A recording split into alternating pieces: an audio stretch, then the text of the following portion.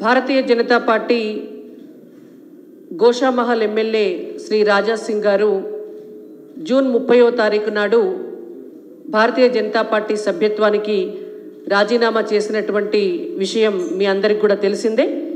అయితే వారు శాసనసభ్యులుగా ఉన్న నేపథ్యంలో వారి రాజీనామా లేఖను అప్పటి పార్టీ అధ్యక్షులు శ్రీ కిషన్ రెడ్డి గారు జాతీయ పార్టీకి పంపించడం జరిగింది. జాతీయ పార్టీ గత అనేక సార్లు కూడా రాజా సింగ్ గారు వారే పార్టీకి సస్పెండ్ చేసినా కూడా అనేక సార్లు వారిని మళ్ళీ పార్టీలోకి తీసుకోవడం జరిగింది.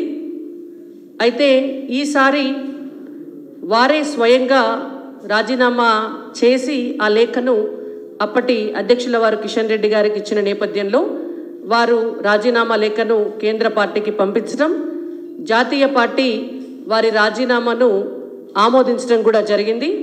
ఇది గోషామహల్ ఎమ్మెల్యే శ్రీ రాజా సింగ్ గారి రాజీనామాను ఆమోదిస్తూ భారతీయ జనతా పార్టీ జాతీయ నాయకత్వం వారికి పంపించినటువంటి లేఖ.